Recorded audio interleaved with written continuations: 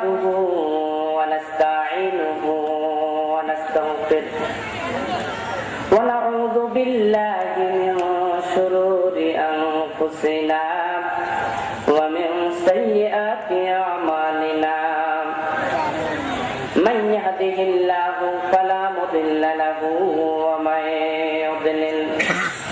ومن يضلل فلن تجد له وليا مرشدا ونشهد أن لا إله إلا الله وأن محمدا عبده ورسوله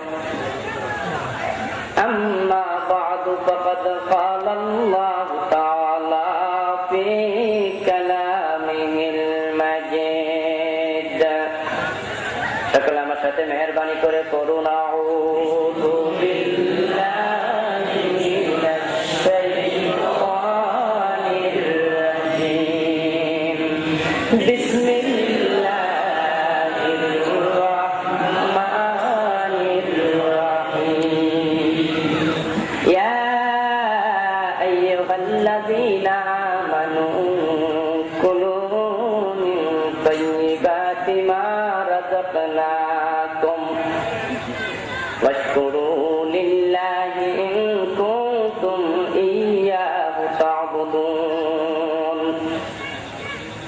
قال النبي صلى الله عليه وسلم يأتي على الناس زمان لا يبالي المرء ما أخذ منه أمن الحلال أم من الحرام وقال تعالى مخبرا وآمرا إن الله وملائكته يصلون على النبي يا أيها الذين آمنوا صلوا عليه وسلموا تسليما اللهم صل على سيدنا مولانا محمد وعلى آل سيدنا مولانا محمد اللهم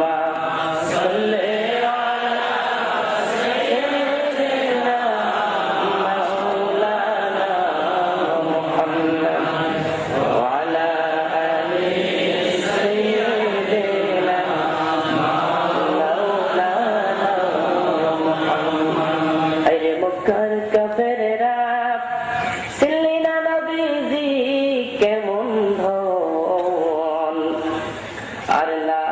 শিবেন ফিরে কাদিলে সারা জনম আল্লাহুম্মা সাল্লি আলা সাইয়্যিদিনা মাওলানা মুহাম্মদ ওয়া আলা আলি সাইয়্যিদিনা মাওলানা মুহাম্মদ আল্লাহুম্মা সাল্লি ওয়া সাল্লিম ওয়া বারিক আলাইহি আল্লাহ পাক রব্বুল আলামিনের পবিত্র দরবারে হাজারো কোটি শুকরিয়া জ্ঞাপন করছি যে মহান আল্লাহ তাআলা মেহেরবানি করে এই এলাকার হাজার হাজার মানুষ থেকে বাছাই করে আমাদেরকে বিশ্বনবী মুহাম্মদুর রাসূলুল্লাহ সাল্লাল্লাহু আলাইহি ওয়াসাল্লাম কর্তৃক স্বীকৃত দুনিয়ার জান্নাতের বাগান সমূহের একটি জান্নাতের বাগানে আসার তৌফিক দিলেন।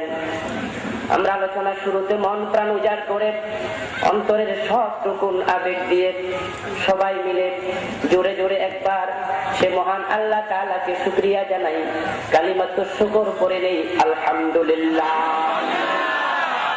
দুরূদ সালাম বিশ্ব নবী সাইয়্যিদুল মুরসালিন ইমামুনা কুদওয়াতুনা হাবিবুনা সানাদুনা মুরশিদুনা মুহাম্মাদুর রাসূলুল্লাহ সাল্লাল্লাহু আলাইহি ওয়াসাল্লামের উপর সাহাবায়ে কেরাম ও শুহাদায়ে ইসলামের বিদায়াত তার মাগফিরাত কামনা করছি। সম্মানিত ভাইয়েরা, আমি আপনাদের সম্মুখে পবিত্র কালামুল্লাহ শরীফ থেকে সূরাতুল বাকারার 172 নম্বর আয়াত তেলাওয়াত করেছি। বুখারী শরীফ থেকে একখানা হাদিস করেছি।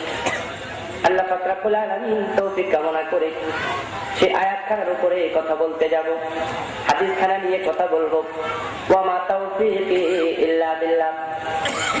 বন্ধুরা আমার, যে আয়াতখানা তিলাওয়াত করেছি, এই আয়াতখানার হুকুম, আহকাম, বিধিবিধান আমাদের জীবনের সাথে অত্যন্ত ঘনিষ্ঠ, তবে একটু কঠিন, একটু জটিল।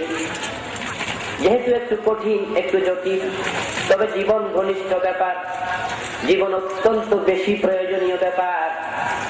কঠিন হওয়ার কারণে আমরা শুরুতে আল্লাহর কাছে তৌফিক কামনা করি, যতই কঠিন হোক জীবনে যেহেতু বেশি জরুরি, আমরা আল্লাহর কাছে কায়ে মনোবাক্যে বলি, আল্লাহ এই আয়াতের যে আলোচনা তুমি করেছো, যে আলোচনা আমরা শুনবো, মেহেরবানি করে আমাদের সবাইকে বাস্তব জীবনে আমল করার তৌফিক দিয়ে দাও। সবাই বলি আমিন।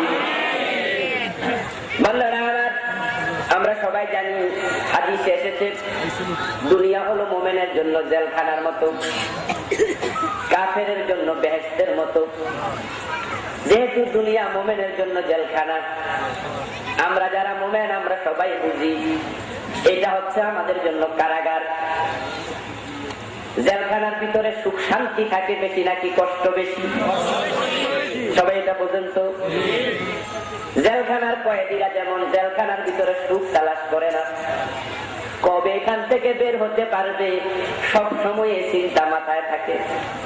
কারণ জেলখানার কয়েদি জেলখানার ভিতরে সুখ তালাশ করে সেখানে থাকতে রাজি নয়। ঠিক মুমিন ব্যক্তি দুনিয়ার শান্তি তালাশ করে দুনিয়াতে চিরকাল থাকতে চায় না, বরং মুমিন জান্নাতে যেতে চায়। তাই জান্নাতে যাওয়ার জন্য মুমিন পাগল পারা। আমি যদি আপনাদেরকে বলি কে কে জান্নাতে যেতে চান, আমার মনে হয় সবাই হাত তোলা দিবেন, এটাই স্বাভাবিক। কিন্তু আমরা এটাও জানি দুনিয়াতে জান্নাত